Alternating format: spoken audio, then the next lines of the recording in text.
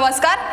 राजकारणात काहीही होऊ शकतं। झारखंडमध्ये एक आमदार मुख्यमंत्री होऊ शकतो, तीच परिस्थिती बघता प्रहारचा सुद्धा मुख्यमंत्री होऊ शकतो असे मोठे विधान आमदार बच्चू कडू यांनी माध्यमांशी बोलताना केले आहे। तर निवडणुकीत लाडक्या बहीण योजनेचा परिणाम हा दिसेलच, त्याच हिशोबाने ही योजना सरकारने आखली आहे। आमचे 17 मुद्दे आहेत, ते मुद्दे घेऊन आम्ही समोर जात आहे। महाविकास आघाडीतील कुठले पक्ष एकत्र राहणार नाही, त्यांना आमच्या सोबतच यावे लागेल अशी परिस्थिती दिसत असल्याचा दावा सुद्धा बच्चू कडू यांनी केलाय। पकडा जाधव, 1 मिनिट, मला ऑफिसचा फोन आहे। हो, मतदानाचा टक्का यावेळी गेल्या 30 वर्षात सगळ्यात जास्त वाढलेला आहे। या वाढलेल्या मतदानाचा टक्का जो आहे तो सरकारच्या विरोधात जाणारा कल असं म्हणता येईल की भाजप आणि संघाचंही सांघिक यश असं म्हणता येईल का?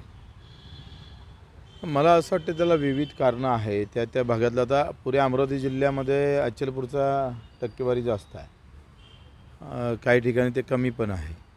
तिथले उमेदवार आणि तिथल्या सगळ्या एकंदरीत आपण पाहतो परिस्थिती पाहून ते वाढलेलं दिसतं। नेमका तो काँग्रेसचा किंवा भाजपचा आहे असं म्हणता येणार नाही, म्हणजे याचं काही वेगळं संशोधन करावं लागेल।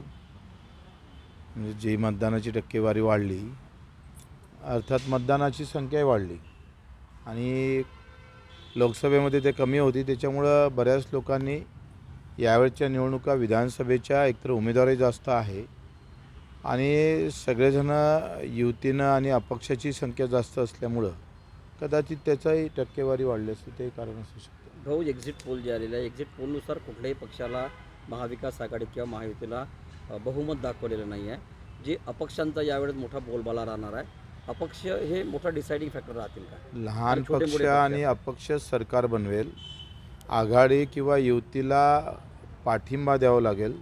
सत्तेत मात्र लहान पक्ष आणि अपक्ष राहणार। बिहारचा मुख्यमंत्री होणार का? शक्यता आहे। झारखंडमध्ये एक आमदार जर मुख्यमंत्री होऊ शकतं तर इथं काय आहे, राजकारणात काही होऊ शकतं। प्रहारचं कोणतं नाव आहे पुढे? पाहू आता, ते वेळेवरचे विषय आहे। भाऊ, लाडक्या बहीण योजनेचा काही परिणाम तुम्हाला वाटतो का इलेक्शन? होणार आहे ना, कसं आहे, योजनेवर काही ना काही परिणाम होत नाही अशातला भाग नाही आहे। आता निवडणुकीच्या अगोदर 7 ते 10 हजार रुपये अकाउंटमध्ये गेल्यावर त्याचे परिणाम दिसणारच आहे। त्या हिशोबानंच ती योजना होती आणि मला वाटतं ते परिणाम दिसेल। भाऊ, वाढलेलं मतदान हे कधी सरकारच्या विरोधात झालेलं मतदान असं बोललं जाते की शेतकरी किंवा सोयाबीन उत्पादक शेतकऱ्यांना कापूस भाव मिळाला नाही, असं संतापाची लाट वगैरे आपण म्हणू शकतो काय? तसं करता आलं असतं, पण विरोधातील पक्षाला ते वातावरण तयार करता आलं नाही, हे दुर्दैवच आहे। तसं वातावरण करण्यात ते अपयश ठरले। हो, तुम्ही म्हणताय की छोट्या पक्षाचं सरकार येईल। आपण जर पाहिलं तर महाराष्ट्रात तुम्ही शेतकऱ्याची बाजू सातत्यानं मांडताय।